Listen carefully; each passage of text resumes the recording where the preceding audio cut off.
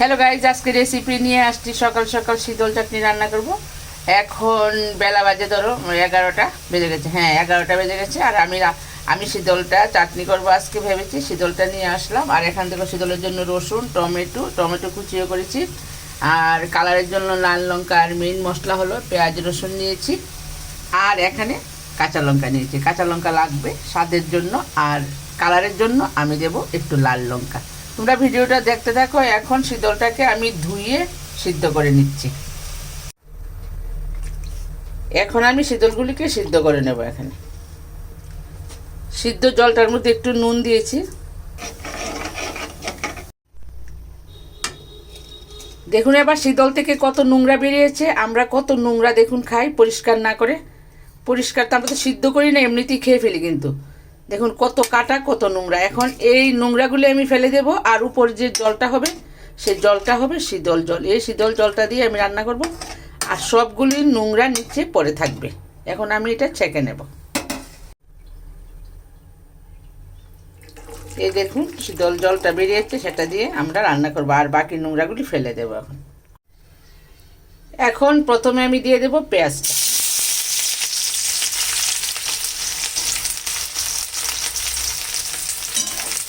পেঁয়াজটাকে একটু লাল করে ভেজে নেব। তারপরে দেব রসুন বাটা। পেঁয়াজটা একটু লাল লাল হয়ে গেছে। এখন আমি রসুন বাটাটা দিয়ে দেব। এই হলো রসুনটা বেটে দিয়েছি। শীতলের আসল মশলাটা হলো রসুন। আর শীতের দিনে যেহেতু আমাদের দেশি ধনিয়া পাতা আছে, রসুনটা একটু কম দিলেও চলে। আবার ধনিয়া পাতা আপনারা শীতল চাটনির মধ্যে দিয়েও খেতে পারেন, আবার ইচ্ছা করলে নাও দিতে পারেন, আবার ইচ্ছা করলে দিতেও পারেন, কোনো অসুবিধা নেই। ধনিয়া পাতা দিয়েও শীতল চাটনি খুব টেস্ট আছে। এখন দেব সেই কাঁচা লঙ্কাটাকে একটু বেটে নিয়েছি। পুরোপুরি বাটিনি, কারণ চাটনির মশলা সেই বাটতে হয় না।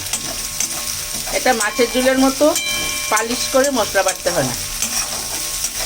দা দিয়ে কেটে দিলেই রান্না ভালো হয়। টুকরো টুকরো করে কেটে পেঁয়াজ মরিচ সব কেটে ভালো হয় রান্না। এখন একটু হলুদ দিয়েছি।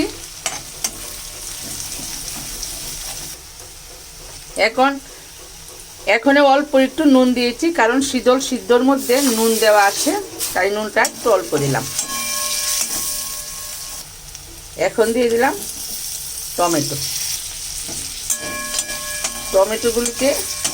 টমেটোগুলিকে একটু কষিয়ে নেব পেঁয়াজের সঙ্গে। খুব স্বাদের একটি রান্না। আপনারা সবাই জানেন শীতল চাটনি করতে। শীতল চাটনি কাটা ছাড়া কিভাবে করতে হয় সেটা আমি আজকে করে আপনাদেরকে দেখালাম। আপনারা দেখুন, খুব ভালো একটি রেসিপি। কারণ শীতল আমরা সবাই খেতে ভালোবাসি, বয়স্ক থেকে বাচ্চা সবাই ভালোবাসে, কিন্তু কাটার জন্য অনেকেই খেতে পারি না আমরা।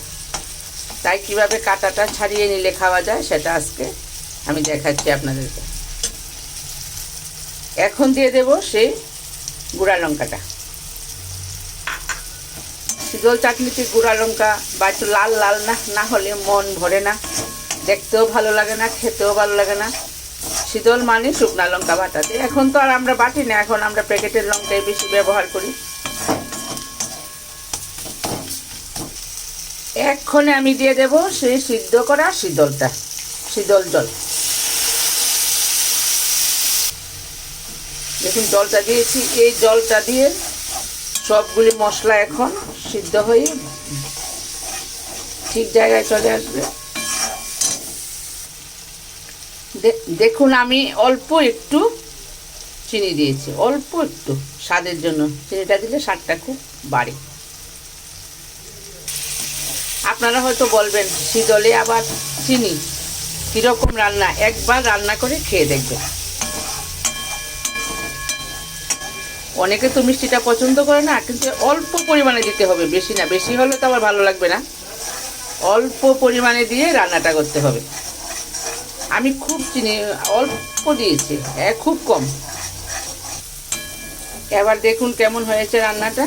রান্নাটা কমপ্লিট হয়ে গেছে। আশা করি বন্ধুরা আমার চ্যানেলটাকে ফলো করবেন, রান্নাটাকে ফলো করবেন, আর একটা লাইক একটা সাবস্ক্রাইব আশা করতে পারি। ধন্যবাদ সবাইকে।